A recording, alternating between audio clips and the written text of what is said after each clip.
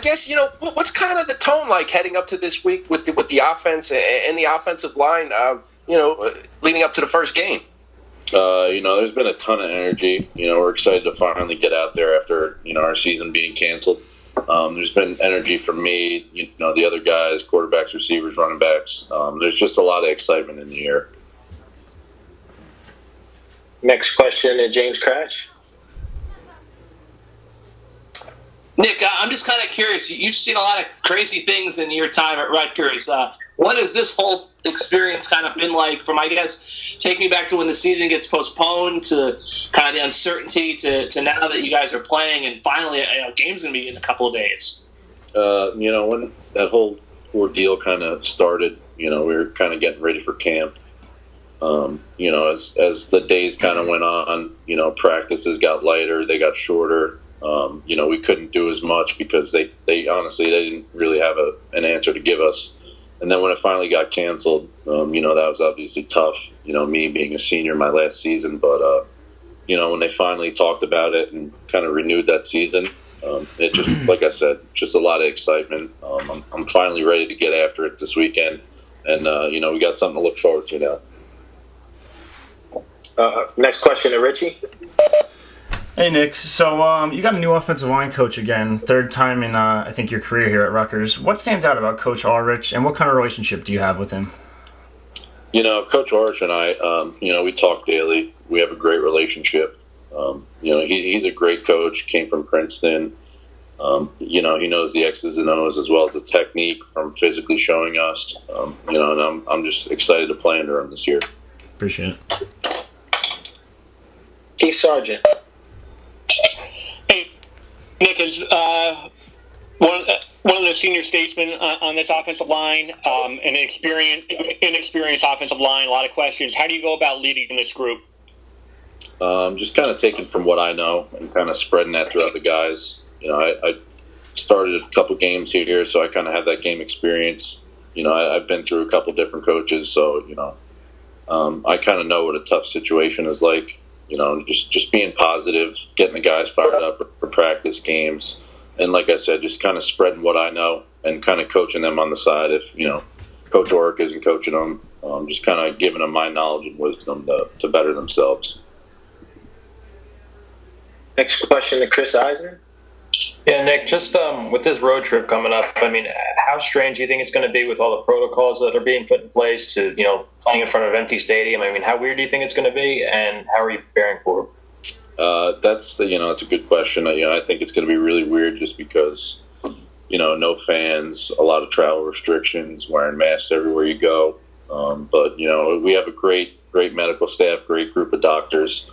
Our plan is great. So I trust everything that they're going to do this upcoming weekend and, for the rest of our season. So it's definitely going to be weird, but, we're going to have to rely on each other to kind of get going where we want to go.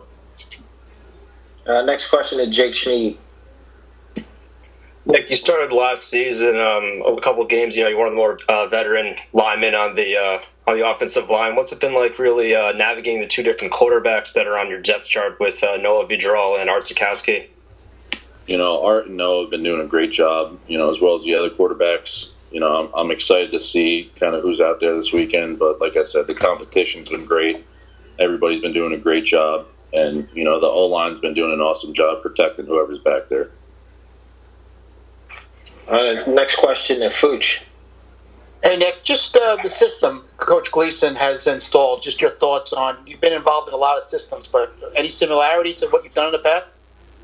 Yeah, a lot of the, gap scheme, inside zone, outside zone, all that kind of stuff. The footwork might be different for us up front, but, a lot of the same, play calling, play mentalities, and things of that nature. We have time for a couple more questions. Anyone else? Go ahead, James. Nick, one of the starters that kind of caught everyone's attention was Robin Utretten at defensive tackle. I would assume you kind of go up against him a lot in practice. What kind of progress has he made maybe since last season when he played a lot to now being a first-team guy? Robin's, been doing a great job ever since he got here. he works his tail off, in the weight room at practice, academics. He's just a hardworking kid, and just watching him progress, me being an older guy, watching him grow, that's something that he's going to help me without because he's getting better. But as I get better, I'm going to help him out. So it's kind of, best of both worlds. We'll take two more. We'll go to Bobby Darin and then Keith Sargent. Nick, what's it been like adjusting to the tempo? Because Coach Gleason said he likes to run, play a lot of plays in a hurry. How has that preparation been? It's been great. It's every practice is high energy, high tempo. A lot of the Big Ten football teams kind of huddle up, get to play, kind of mosey on up to the line of scrimmage. But, with us, we're kind of building that stamina, get a jump on people, play fast, play physical, and, score a lot of points this year.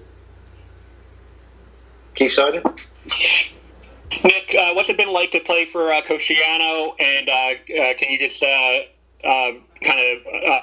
talk to me about what it's going to be like for him, you think, coaching that first game, after a long absence as a Rutgers coach? A lot of people know his history here at Rutgers, especially with that Louisville game. Myself included, I'm going to be excited to play for him this year. He's kind of relying on me at being an older guy to, get a lot of the younger guys going. And, I'm just, like I said, I'm excited. I know he's excited as well. And you're going to see a lot of energy this weekend when we take the field against Michigan State. All right. Thanks for the time, Nick. Absolutely. Thank you, guys.